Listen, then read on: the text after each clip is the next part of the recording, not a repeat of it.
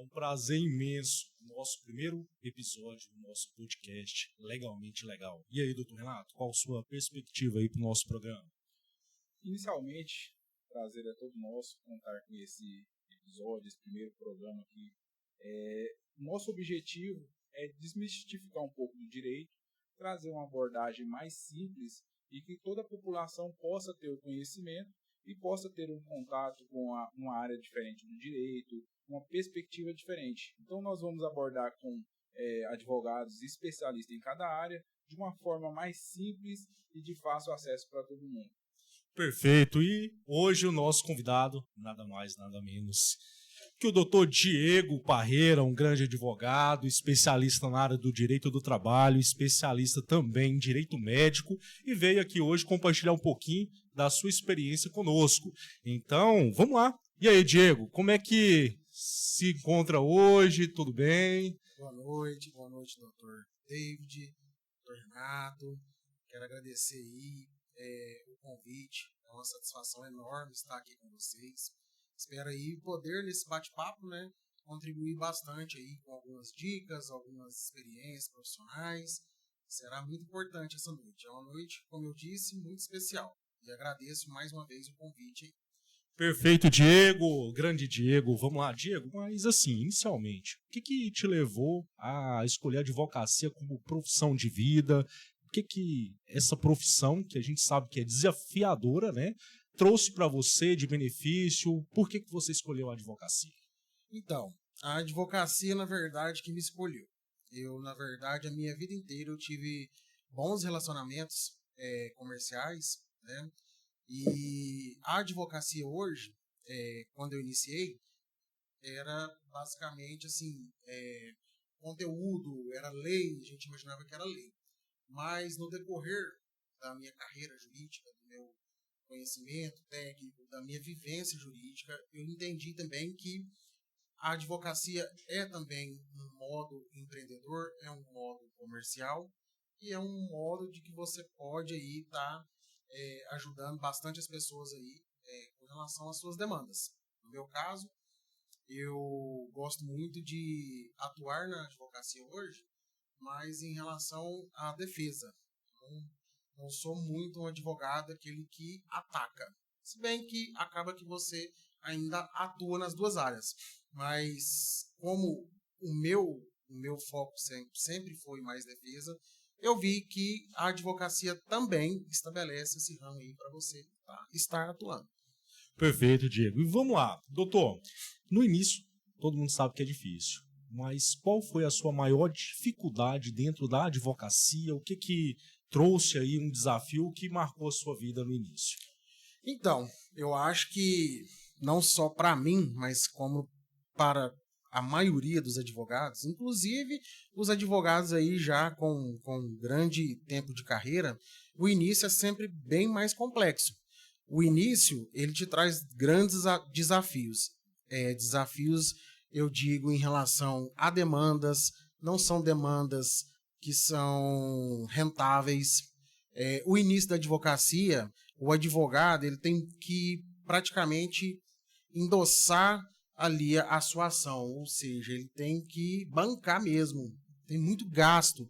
Quem está começando a advocacia tem gasto, tem que ter aí a sua sala comercial, também já é um gasto, e sem contar, assim, deslocamento. Então, assim, para mim, foi muito, muito, assim, complexo, porque eu saí de uma área que eu era funcionário, eu trabalhava como empregado já há bastante tempo, né, no ramo comercial, eu trabalhava com vendas, e aí, de uma hora para outra, assim, quando eu passei na OAB, eu decidi que eu ia largar o meu trabalho de muitos anos e ia focar na advocacia 100%.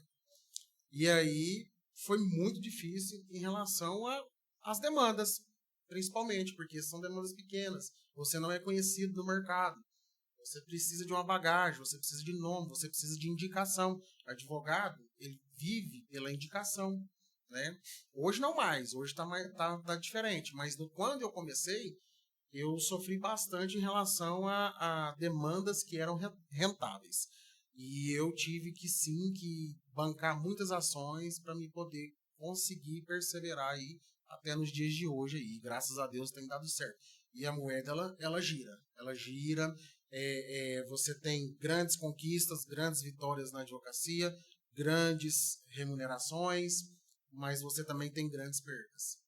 Você tem o advogado hoje ele tem mês que ele fatura quantias grandes, mas tem mês que ele empata. E é um desafio quase que, nem vou falar diário, mensal. Realmente é um desafio mensal. Sim. Diego, permita-me chamar Diego, como estamos num ambiente mais íntimo.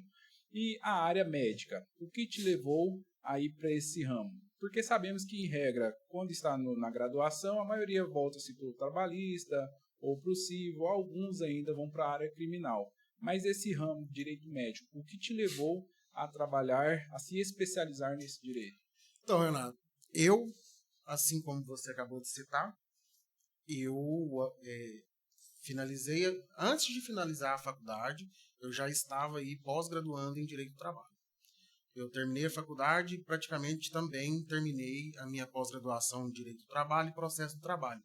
Era uma matéria gostosa e também uma matéria que havia grande movimentação, tanto de demanda como de dinheiro.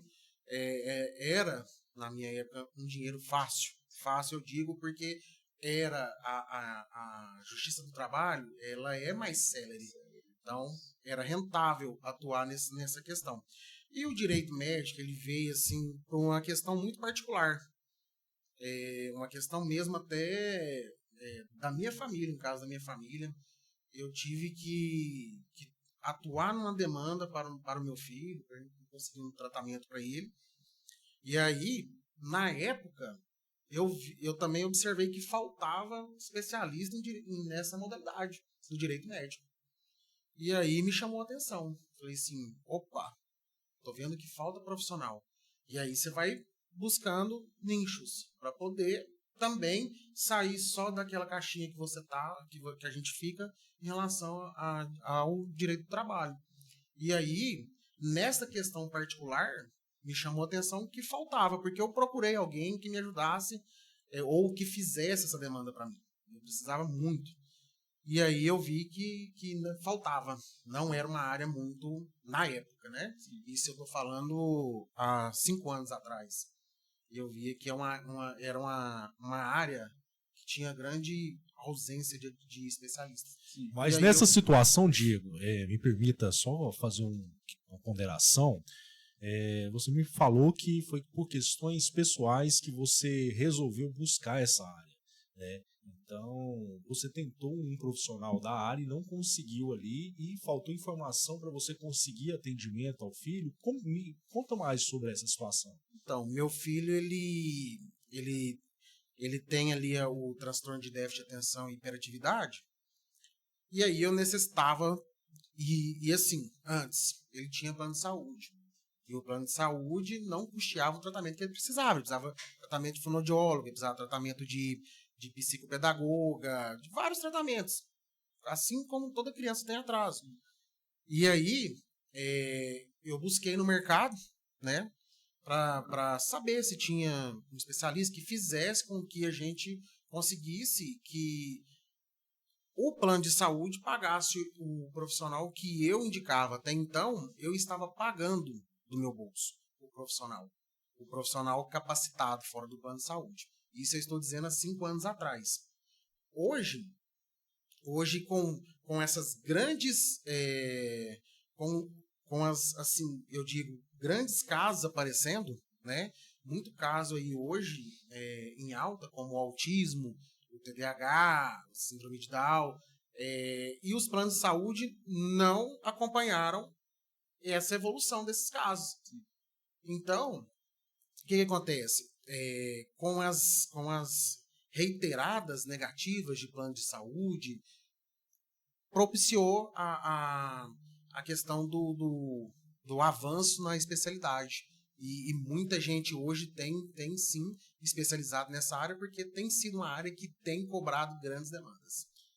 E nessa situação, o que te levou além dessa questão dos filhos, né, uma possibilidade ali de um ganho, você resolveu atuar para qual lado? O lado do médico, né, que estaria ali executando suas atividades profissionais, ou para o lado do consumidor que estava ali precisando ali receber um auxílio do plano de saúde. O que você hoje está atuando? Então, doutor, excepcionalmente hoje, como eu disse na nossa entrada, eu atuo hoje para preventivos, compliance, né? Eu me especializando nessa área, começou a aparecer empresas. Hoje eu tenho aí, por exemplo, empresas que eu presto assessoria. Um exemplo, uma clínica veterinária, entendeu? Em Tumbiara, Goiás. E hoje eu presto assessoria. E eu faço todo o preventivo dos médicos, neste caso, entendeu? Quando se trata dessa questão exclusiva em relação a planos de saúde, eu já atuo para o paciente, para quem propõe a ação. Você entendeu? Eu não advogo hoje para planos de saúde, né? Mas eu advogo para clínicas, por exemplo, clínicas veterinárias, entendeu? Então, nossa especialidade é essa, é o preventivo. Perfeito. E com essas alterações, como o senhor mesmo disse, tem muitos transtornos, as crianças hoje em dia apresentam alguns déficits de atenção. O plano de saúde, ele consegue cobrir toda essa necessidade de acompanhamento, indica profissionais adequados, ou ainda tem uma resistência do plano de saúde em fornecer um tratamento adequado? Então, Renato, eu digo que muito mais que resistência. O plano de saúde ele não acompanhou a evolução da sociedade, inclusive nesses tratamentos. Inclusive também em outros tratamentos para pessoas que não têm esse tipo de problema, certo? Sim. O plano de saúde hoje, ele tem déficit de profissionais capacitados. O plano de saúde hoje, ele visa lucro. O plano de saúde hoje, ele quer que você pague, mas ele não quer que você utilize. Entendeu? Então, os planos de saúde hoje, eu estou dizendo isso para você, quase que unânime. Hoje, como dizem os nossos clientes, né? Hoje parece que você sai do espeto e cai na brasa. Porque você pensa que um plano de saúde hoje está atendendo bem a demanda, quando vê, na verdade, a hora que você precisa mesmo, ele nega. Se você precisar de mais, aí ele te nega mais ainda. Então, assim, plano de saúde hoje, eles estão querendo coisas simples, consultas, exames. Ainda assim, o paciente precisar de muitos exames, reiterados exames, ainda há negativa. Então, o plano de saúde hoje, no meu entendimento, né, ele visa mais lucro. Ele não acompanhou a evolução da sociedade e a sociedade tem cada vez mais precisando de plano de saúde. Tem pessoas, eu tenho clientes que têm 2 planos de saúde e mesmo assim não conseguem êxito total. Mas, tecnicamente, a ANS está colocando em prática algum mecanismo para tentar auxiliar o consumidor, o consumidor do plano de saúde, ou o governo, a ANS mesmo, não faz nada ainda para tentar regulamentar, colocar um norte para os planos de saúde seguirem? Olha, a ANS, os tribunais, têm trabalhado muito junto em relação a isso aí, entendeu? Temos julgamentos aí de Tribunal de Justiça, vou falar de primeira instância, segunda instância, terceira instância, que é o Supremo Tribunal de Justiça.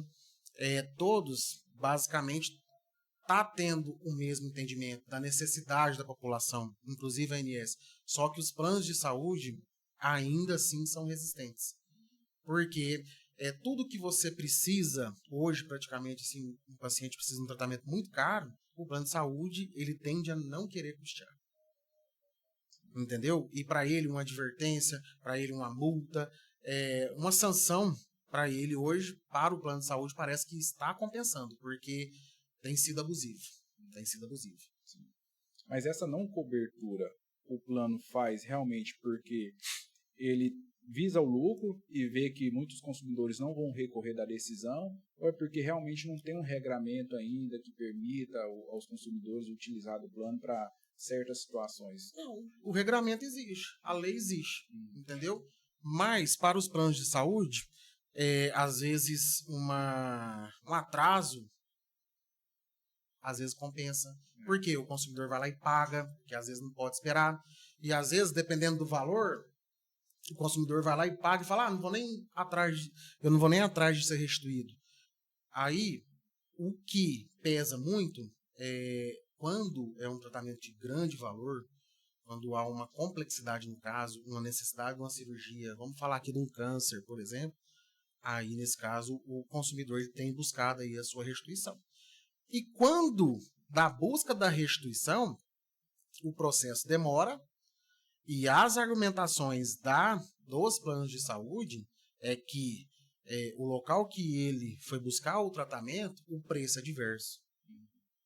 E ele ainda questiona, fala, não, gente, muitas das vezes você pega demandas que o plano de saúde até fala, não, eu pago, mas eu pago a minha tabela.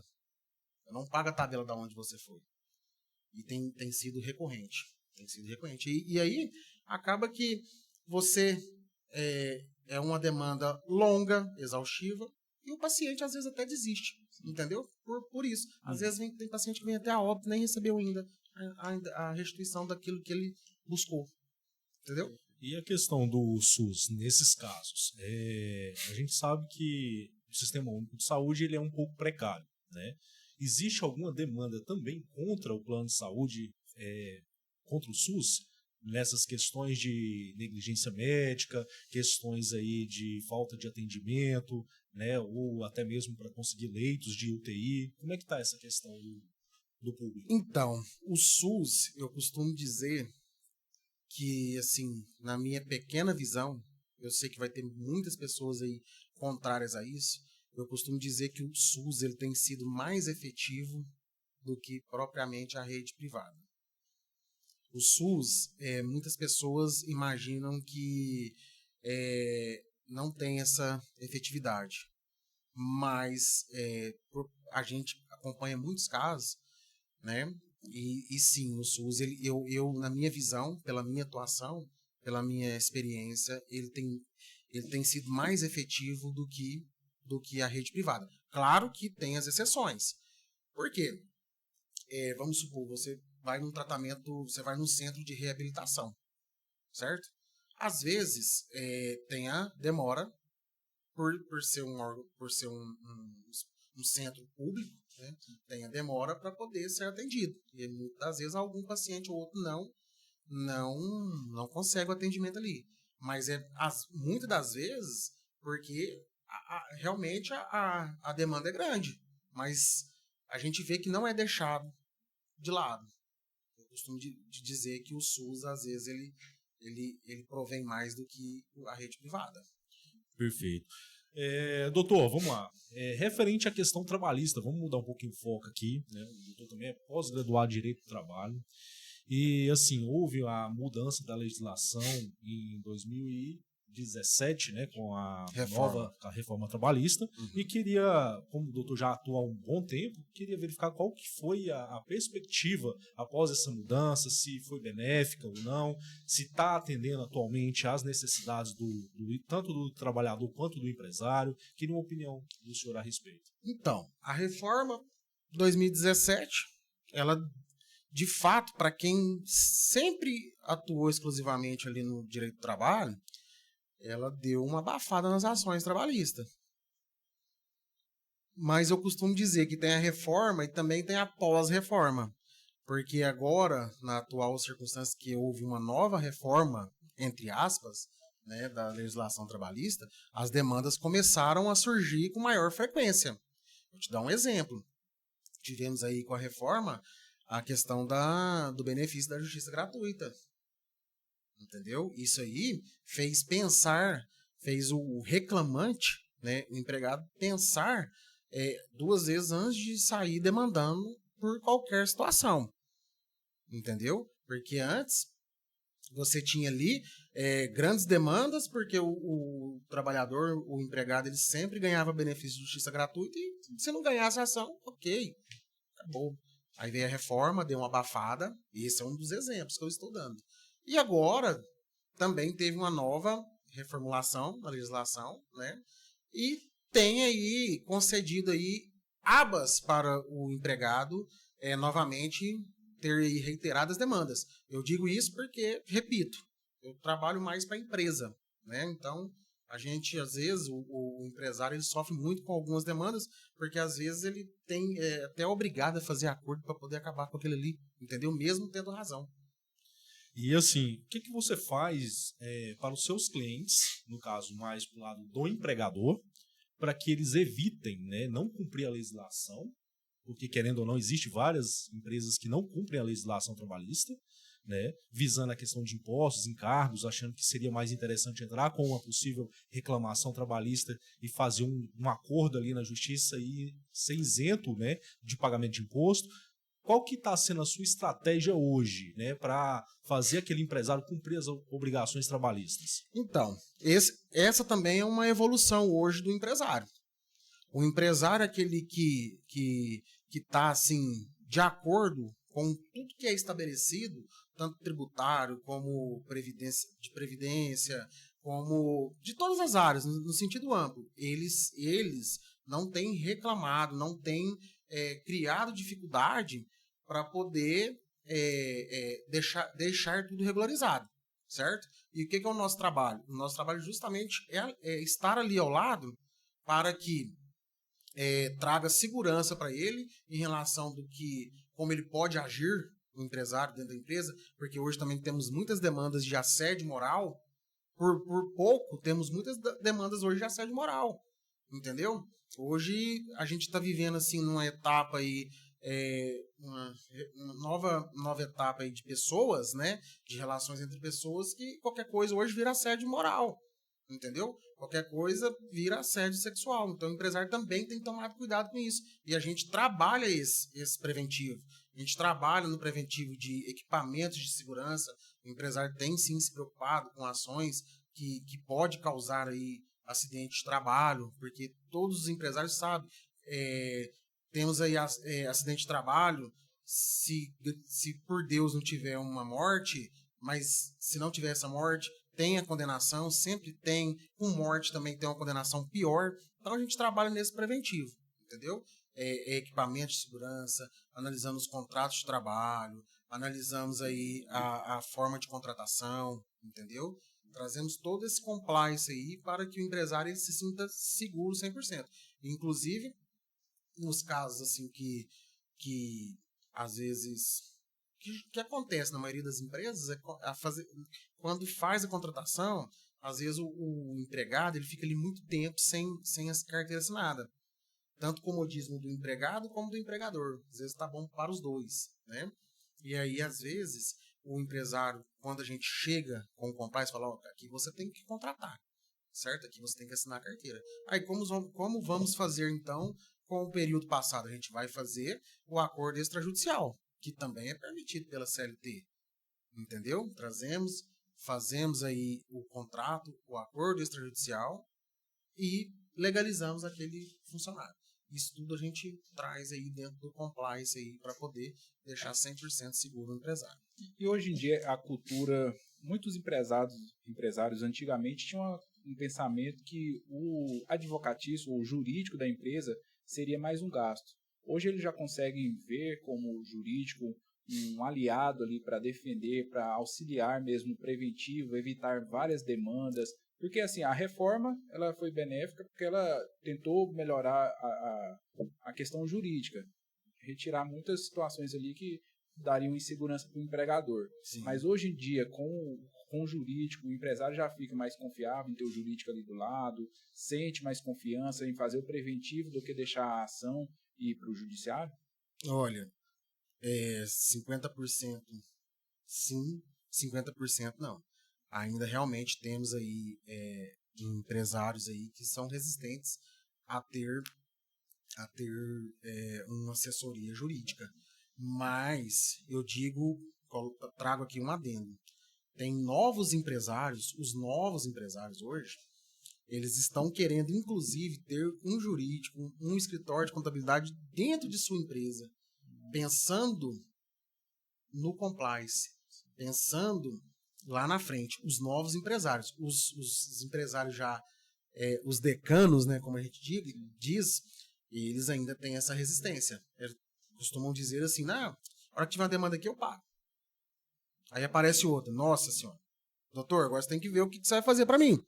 Já é a segunda, entendeu? Quando você vai fazer uma tratativa, eu, por exemplo, né, eu já ofereço as vantagens de um preventivo, de um compliance, para todo empresário que eu atendo. Mas ainda temos aí 50% resistente. Mas os novos empresários hoje, os novos empreendedores, eles têm tido aí essa vontade de constituir, sim, um escritório jurídico para defender. Por mais que ele não tenha demandas, sim, mas ele, sim, tem essa mentalidade hoje, os novos empreendedores. A gente sabe que a grande importância hoje de ter uma assessoria jurídica é justamente a questão do preventivo. Realmente, igual o Pedro colocou muito bem, para evitar que as demandas elas sejam constantes dentro da empresa. E eu gostaria de ver com você quais são as maiores demandas que você tem atuado, né? A primeira você já passou, que é o reconhecimento de vínculo.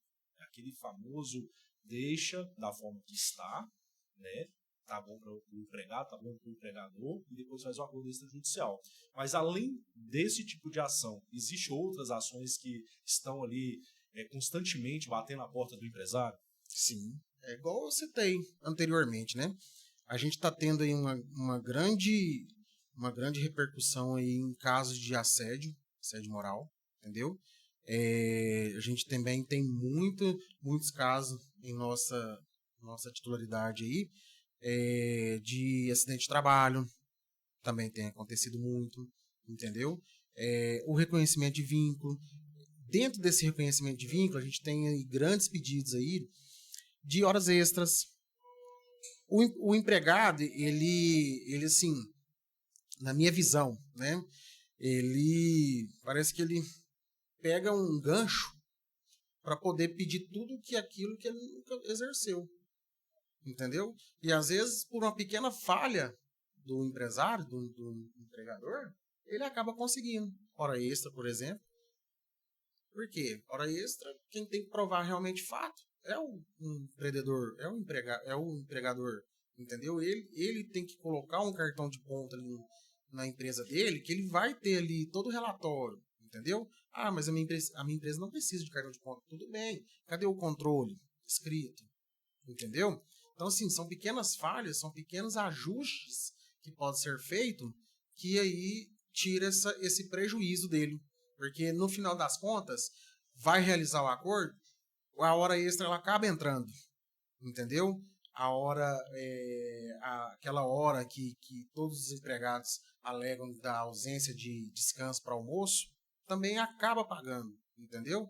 Então, assim, são coisas que são ajustáveis, né? Mas, voltando aí à sua pergunta em relação a grandes demandas, são essas: assédio moral, reconhecimento de vínculo, né, por um grande período.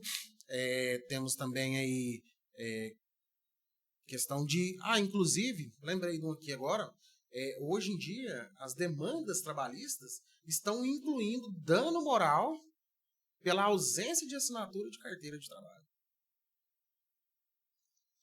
E qual o prejuízo, além, né, da falta do recolhimento ali do INSS, da aposentadoria, o empregado ele poderia ter com a ausência ali do registro da CTPS?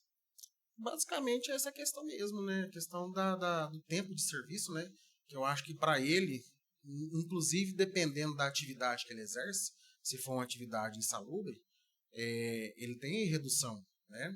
Tempo de trabalho. Então, se tiver essa ausência aí, ele acaba se prejudicando, porque às vezes ele pode estar ali reduzindo o seu tempo de aposentadoria e com essa ausência de assinatura ele fica sem, né, como comprovar, né? Então, muitos têm buscado por isso também.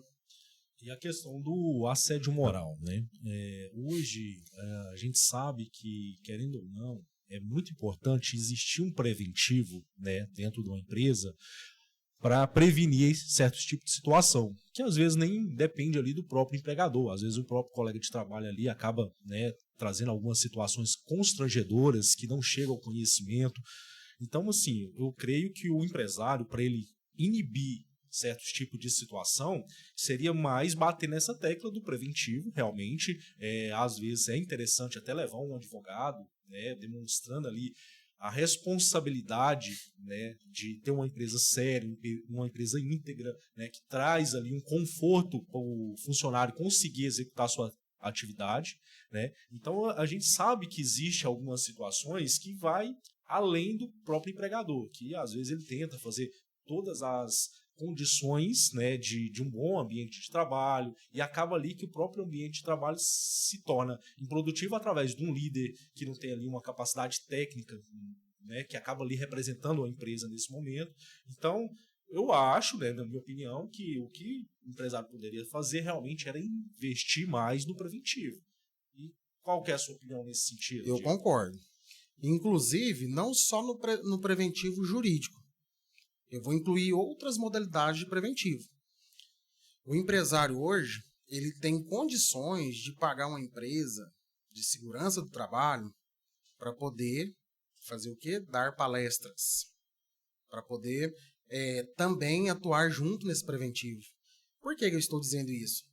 Porque você minimiza uma ação trabalhista. Você consegue comprovar que aquilo que, entre aspas, o empregado causou fugiu do alcance de um líder, de um gerente, de um cargo de confiança, até mesmo do proprietário da empresa. Mas ele consegue comprovar que aquele empregado ele tinha condições de não ter feito aquilo. Ele tinha condições de não ter se acidentado no trabalho. Ele teve treinamentos, entendeu? Ele recebe equipamentos. Ele discute com um colega? Ok, mas ele teve condições dentro da empresa de segurança de trabalho, que faz as palestras todas, faz os indicativos, tudo, de não ter feito isso. Ele poderia ter agido de outro modo. E isso acaba que pesando a favor dele. Acaba que ajudando ele numa demanda trabalhista. É tentar tornar um ambiente de trabalho mais saudável, né? Com certeza. Mas hoje em dia que a vida é muito acelerada, muito corrida, estamos acompanhando sempre doenças de ansiedade, transtornos, depressão. Então, às vezes, tentar tornar um ambiente de trabalho mais saudável acaba até protegendo o próprio empregador também, né? Com certeza. E é isso que eu repito. E isso faz parte do preventivo, sim, entendeu? Isso faz uma grande diferença na vida financeira, certo? E também de saúde mesmo mental do proprietário, do empregador. Um empregado saudável e contente, ele produz bem mais do que aqueles empregados que não estão num ambiente adequado. Com certeza. E o objetivo nosso, de hoje, dentro desse bate-papo, realmente é trazer, né, para o público que nos acompanha, informações relevantes, né? Hoje estamos focados aqui nas suas especializações, né? E tá vindo mais uma aí, tem uma novidade. Qual que é, Diego? Qual que é? Mais uma vez pensando aí no empresário, porque é a área que eu gosto. É a área que eu gosto, é o que eu sei fazer de melhor, é o que eu falei, é a defesa. Agora eu tô já no meio de uma pós-graduação. Estou fazendo um MBA em Direito Tributário, Contabilidade, Auditoria Fiscal. Por quê? Está vindo a reforma tributária, né? Ela já está entrando. E também, por incrível que pareça, acompanhando o compliance trabalhista, eu vejo que hoje está faltando contadores mais dedicados, certo? Que ajude o empresário, o dono da empresa, a diminuir seus impostos. É essa a grande mágoa hoje do empresário brasileiro, são os impostos, entendeu? Muitos empresários não sabem o que está pagando, porque não tem ali uma contabilidade aberta, diálogo, entendeu? as contabilidades estão abarrotadas, elas cada vez mais querem mais clientes, mas elas fazem o mais do mesmo. O empresário hoje ele precisa de um planejamento tributário. Hoje a grande necessidade do empresário ter um planejamento tributário. E isso une a uma assessoria jurídica também nesse âmbito. Então, eu vendo isso, eu vi também a grande dor do empresário em relação a isso. E me motivou. Me motivou porque é duro você ver um cliente seu falar assim, eu sei que eu estou pagando, mas eu não sei o que eu estou pagando. Eu gostaria de saber os números. Por que eu estou pagando isso? E isso me motivou. Me motivou. Eu tenho hoje aí clientes que me reclamam isso. Não é só um, não. São vários que me reclamam. Tem clientes que me reclamam do valor do tributo que paga hoje, que ele saiu de uma modalidade e desenquadrou de uma modalidade e foi para outra compulsoriamente. Ou seja, o contador só chegou e falou assim, você desenquadrou dessa tributação nacional, aqui, que é o Simples Nacional. mais... São os três, Simples Nacional, lucro presumido e o lucro real.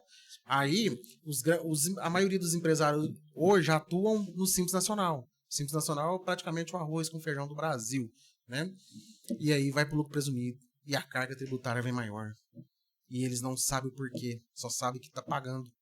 Muitos são mal orientados, falam que eles têm que sair do Simples Nacional e ir para o lucro presumido. Entendeu? Mas ninguém explica para eles, na prática, o que se paga, como que se paga. Entendeu? Eu digo que são todos os tributos dentro da modalidade. Então, assim, está tendo muita ausência de contabilidade com o seu cliente, entendeu? Não há uma transparência. Pode ser que tenha também, entendeu? Mas eu digo especificamente dos meus clientes. Falta transparência. E isso aí me motivou. Aí eu já peguei no começo do ano e eu falei assim, vai ser agora, tava começando a turma. E eu falei, a vida do advogado é estudar, não tem como. Então, e também assim, com uma grande... esqueci a palavra, mas assim, a minha esposa, ela me motivou a também sair dessa caixa, abrir a caixa para mais uma nova área, né?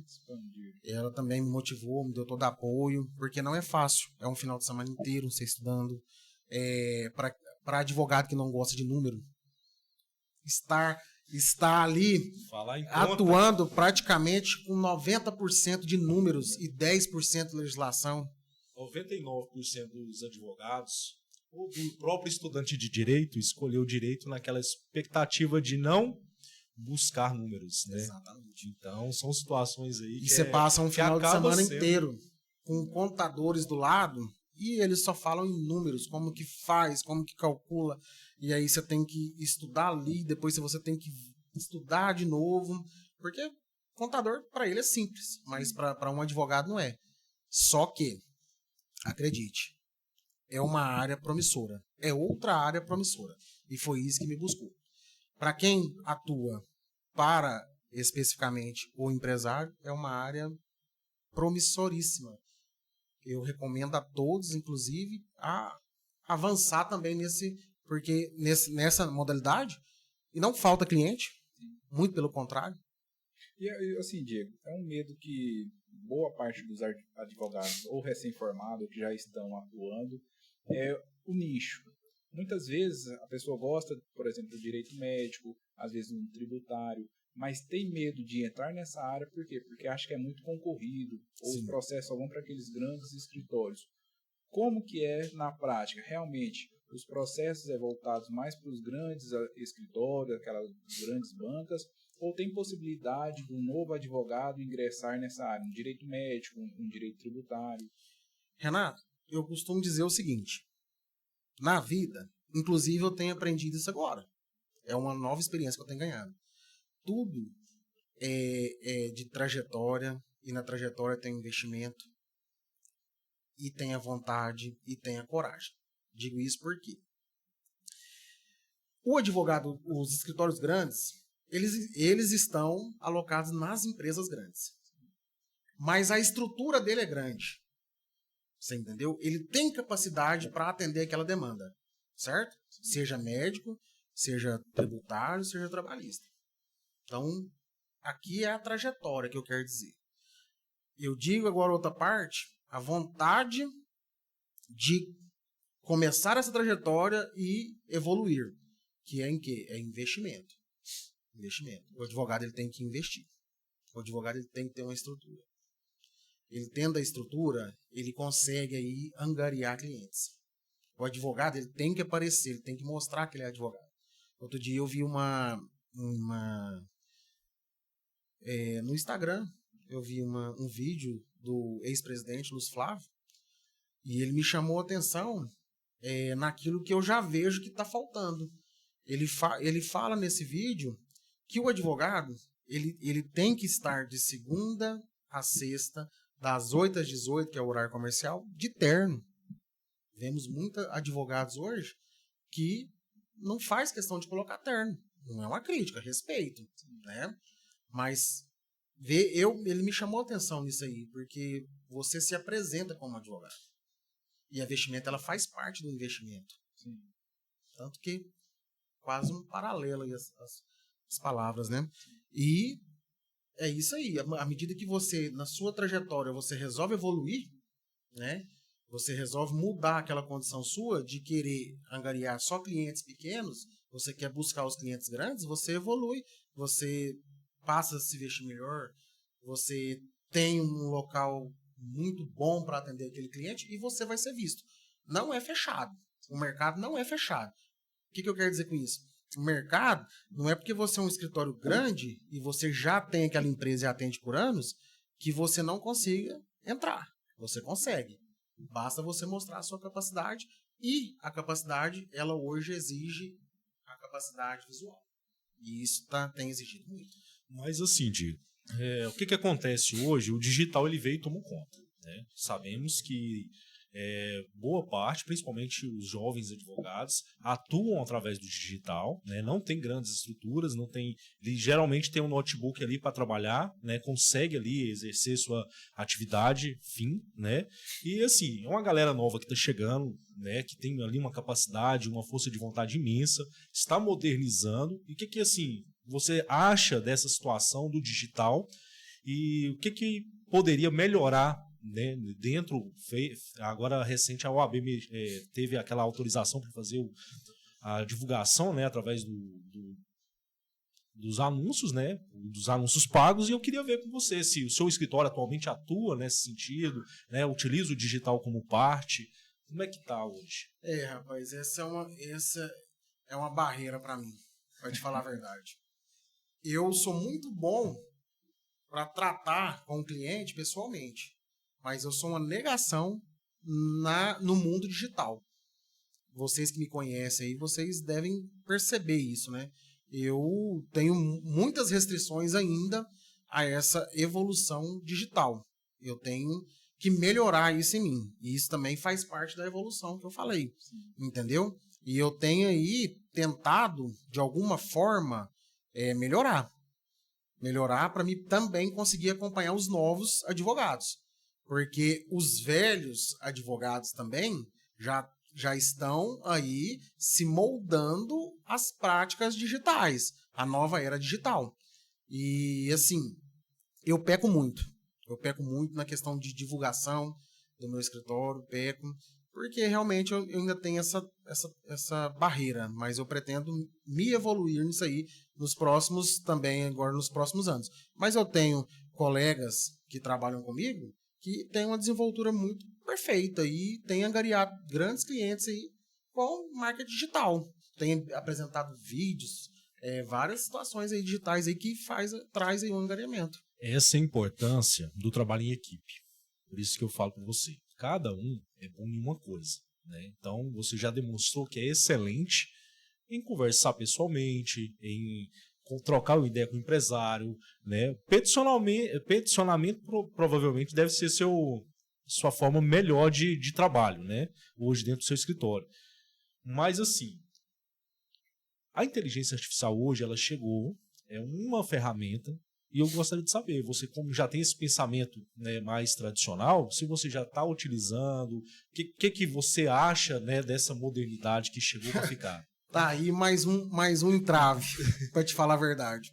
Te confesso que, não sei se foi essa semana, se foi semana passada, eu comecei a olhar diferente a inteligência artificial.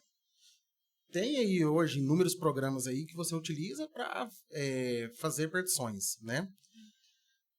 Um colega meu, ele foi me mostrar um programa específico. Aí ele me falou, ó, o pessoal tá utilizando assim, assim, assim. Eu falei, mas isso aí funciona? Ele falou assim, funciona para algumas situações. Aí eu peguei e falei assim, rapaz. Aí eu fui agora, hoje é terça-feira, né? Isso foi semana passada. Aí praticamente na quarta-feira eu fui fazer uma peça médica, por incrível que pareça, em desfavor do SUS. E era uma peça complexa, porque ela já vinha de muito tempo. O paciente ali com situações contrárias ao que ele queria mesmo, que era a cirurgia, né? Eu peguei e fui digitando os fatos, ponto a ponto, parágrafo a parágrafo, data a data. Aí eu chamei esse parceiro meu, falei assim, cara, então agora me mostra como que funciona aqui na inteligência artificial. E assim, a hora que ele pegou os meus fatos e uniu a inteligência artificial, laudas, eu tinha escrito 3 nos fatos. Ela reduziu para 1,5, de fato. Ela modificou muita coisa. Mas eu não foi o que eu queria.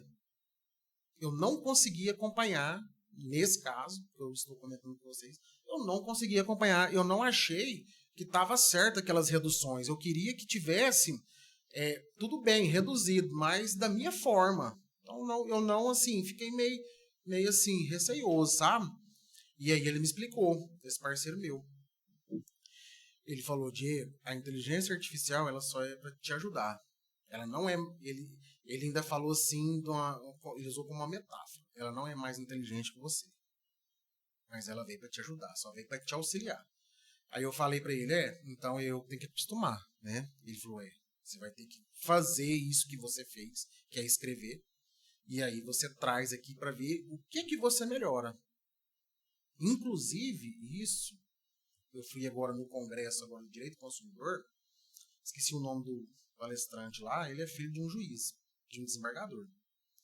E aí ele falou que as varas, seja civil, seja trabalhista, eles não querem mais, eles querem petições pequenas. Eles querem petições aí de no máximo 8 folhas. Isso me chamou a atenção.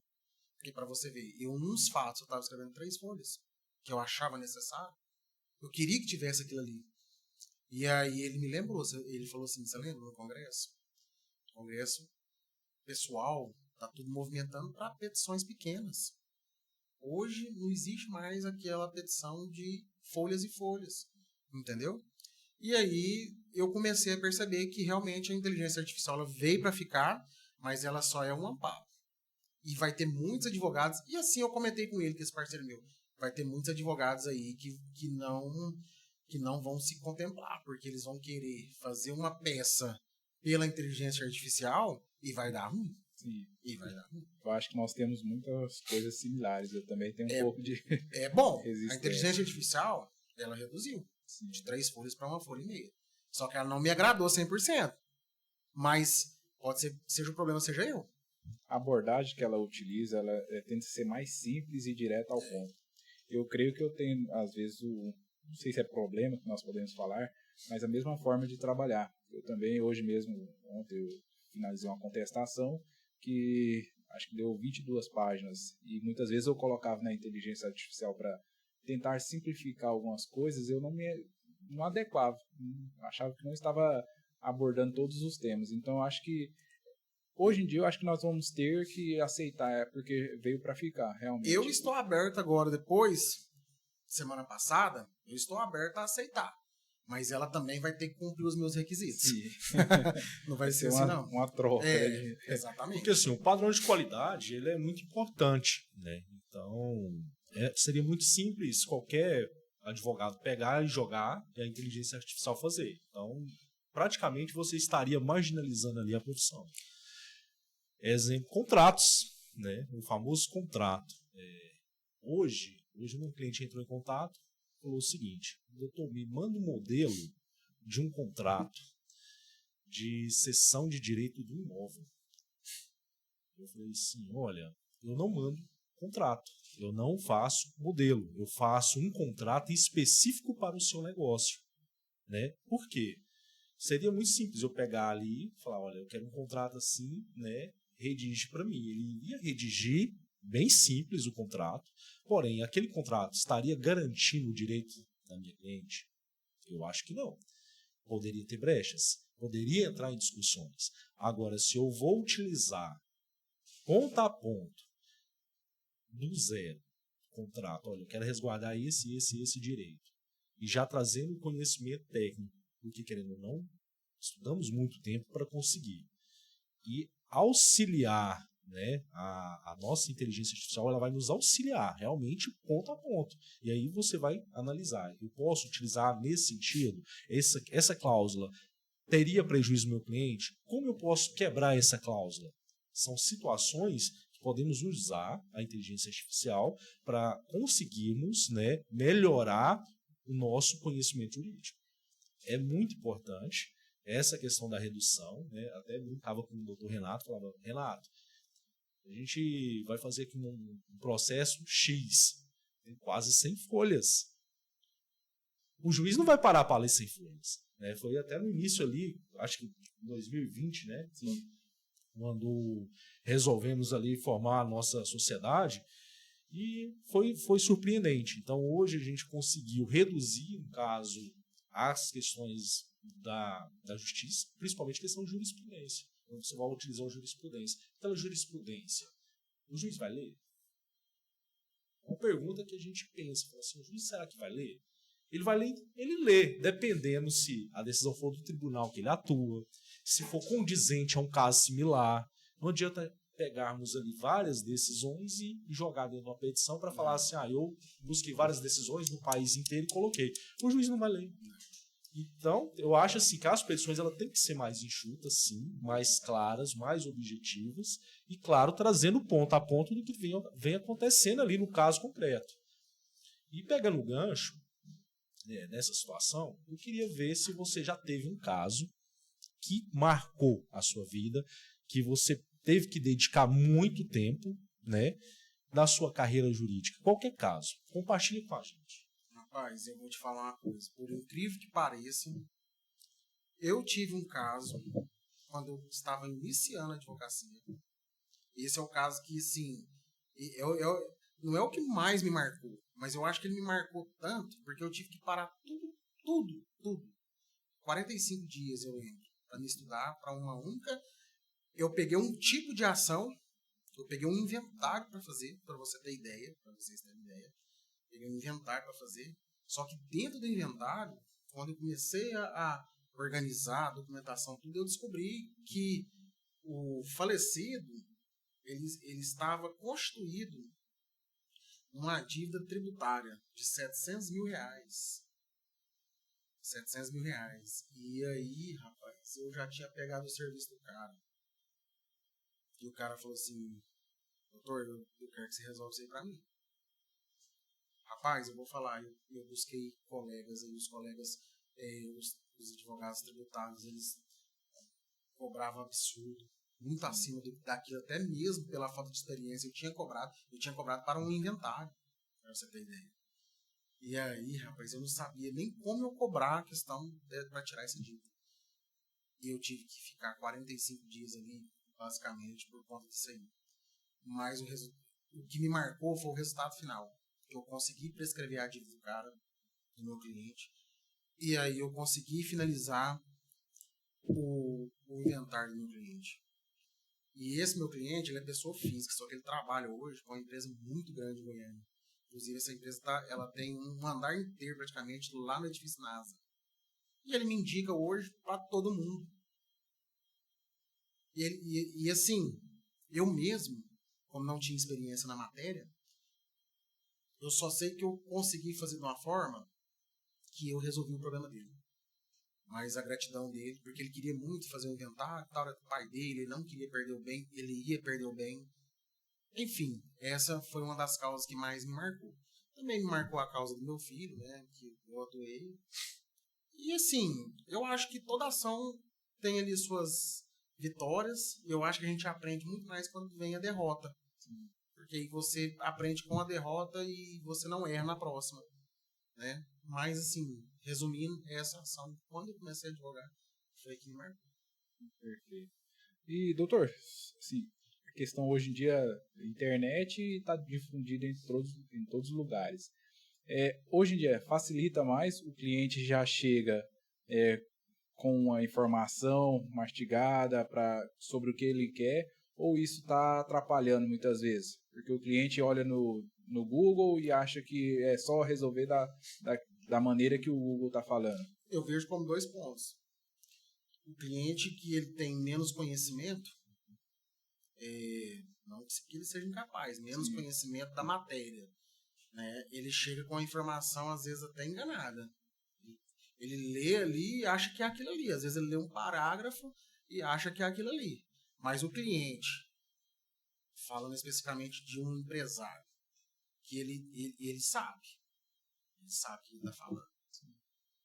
Ele sabe o que está falando e ele vai saber se você está falando também o certo ou não. Já me deparei com várias situações assim. Digo sim, não deixa a parte, não para falar que eu não soube discutir com ele, mas ele sabia um pouco mais do que eu. E tem sido assim. Então eu vejo por 2 pontos. Às vezes tem aquele cliente mais humilde, ou um cliente médio, ele chega e te traz um parágrafo. Mas o outro cliente, ele dá uma lida a fundo. O cliente que é ali um empreendedor, ele vai mais a fundo, ele busca conhecimento. E ele te traz as coisas certas. Às vezes até melhor do que você já sabia. E isso é bom porque ajuda o advogado também a se qualificar. E isso faz com que você sempre esteja estudando também. Sim. Porque na próxima vez que ele te chamar, você já vai querer saber daquilo ali e o outro ponto também. Para você conversar com ele. Para você saber passar para ele o que ele precisa. Sim. Hoje a responsabilidade do advogado ela é muito grande, né? Visto que o cliente ele tem acesso ao Google, eu acho que até o médico hoje sofre um pouco, porque o cliente, quando ele está com algum problema, né, eu estou sentindo um sintoma de dor de cabeça, vômito, alguma coisa. Eu vou lá no Google e vou procurar qual o meu problema, qual remédio eu tomar. Da mesma forma na advocacia, eu estou com um problema na empresa. Ele vai lá no Google pesquisar sobre o assunto. Então a importância do advogado hoje em si, ele tem que se deparar com um estudo constante, porque a legislação ela muda bastante. Às vezes ele fez uma pesquisa de uma legislação antiga. Até você explicar para ele que a legislação mudou, né, você tem que ter o domínio. Então, essa importância do estudo constante do advogado, ela tem que ser muito importante, principalmente na questão do atendimento. E eu vou te falar, na minha experiência jurídica, o Google ele não é referência mais hoje. O Google, ele praticamente te induz ao erro. O advogado hoje que ele trabalha em cima de Google, eu vejo, né, minha opinião, claro, vejo que ele te traz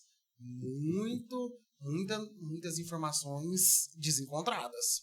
E aí que os advogados, principalmente assim, os mais novos, eles têm aí pecado nesse sentido, de que tudo vai pesquisar no Google. Só que hoje há vários outros mecanismos de pesquisa. Por exemplo, você quer uma matéria tributária, você tem N sites tributários para você pesquisar antes de você ir no Google. Você quer uma matéria trabalhista? Você, atuante no direito do trabalho, você sabe, doutor. Não precisa ir no Google hoje. Entendeu? Até mesmo o livro é mais fácil do que o Google. O Vadimeco, né? Aquele que a gente usa para fazer a provinha da OAB, né? E também as doutrinas, né? Então, assim, o advogado ele precisa estar atualizado nas edições dos autores. O advogado hoje, o que ele precisa? Ele precisa estar atuante, né, em suas participações de congresso. Entendeu? Porque ali traz os assuntos novos, ali traz informações antigas e informações novas. Por exemplo, amanhã teremos aí o congresso na Gatra, Direito do Trabalho. Lá vai falar um tema, por exemplo, das audiências de instruções e julgamentos agora com a reforma, com a nova reforma que teve. Entendeu? Então, o que acontece? Inclusive, quando você vai num congresso desse, você descobre N plataformas divergentes ao Google. E você fica mais atualizado. Então, vejo que o Google, ele traz ali a preguiça. Ele é mais para aquele profissional preguiçoso. Mas só que o profissional esquece que ele traz informações certas, mas traz informações erradas. Tanto é que o Google hoje, você pega o Jus Brasil, por exemplo, dentro do Google, né? Ele não é mais parâmetro para jurisprudência. Então, assim, eu não utilizo mais o Google, já utilizei e vi esses desencontros. Perfeito. Então, assim, eu gostaria de agradecer, né, ao Dr. Diego, né, pela sua disponibilidade de estar aqui hoje conosco, nosso primeiro episódio aqui do podcast Legalmente Legal. E, assim, é um papo descontraído, é algo que vem, esse projeto sendo madurado há muito tempo, né, doutor Renato? E hoje conseguimos colocar em prática, né, o nosso ponto inicial. E eu gostaria de te agradecer, né, a sua disponibilidade, né, uma terça-feira à noite, depois de um dia longo de trabalho. Hoje estava viajando, estava em séries. Hoje foi um dia daqueles, porque eu tive uma audiência em séries, né, e era cedo. E daqui lá dá 2 horas de viagem, dependendo da pista. Tem lugar que é pista única. E a audiência foi demorada, foi 2 horas de audiência. E a volta também conturbada e tal. E eu chegando aqui, eu tinha que entregar umas certidões aí para poder finalizar um contrato com o cliente também. E ainda 5 horas eu tive que buscar meu filho na escola lá no Jardim Guanabara. Mas, acima de tudo, como eu falei para vocês, eu é que tenho que agradecer, porque isso aqui, para mim também, inclusive, é uma quebra de barreira, para você ter ideia. Então, assim, eu que agradeço muito, faço o esforço, fiz o esforço e farei o esforço quantas vezes for preciso, quantas vezes quiserem me convidar, estarei à disposição. A gente aprende, né, muito nesses debates, nessa troca de informação. Para mim foi extremamente assim, valoroso. E parabenizo a iniciativa. Já conheço o Dr. David mais tempo, né? Sei que ele é um vencedor, empreendedor, advogado vencedor, tamanho do escritório. Parabenizo também, continue assim. E é isso aí, pessoal. A parceria existe. Estamos sempre de portas abertas, assim como conto também com todos, né? E evoluir sempre. Parabéns aí pela iniciativa e pelo programa. Valeu, obrigado. Então, assim, queria só pedir a todo mundo para poder inscrever em nosso canal, né? Toda terça-feira, às 19 horas, estaremos ao vivo aí para vocês, trazendo aquele papo jurídico transparente, de uma forma mais dinâmica, para vocês aí estarem aprendendo um pouquinho conosco e, claro, abrindo em breve aí as participações também do público. Obrigado, até mais. Obrigado, até mais.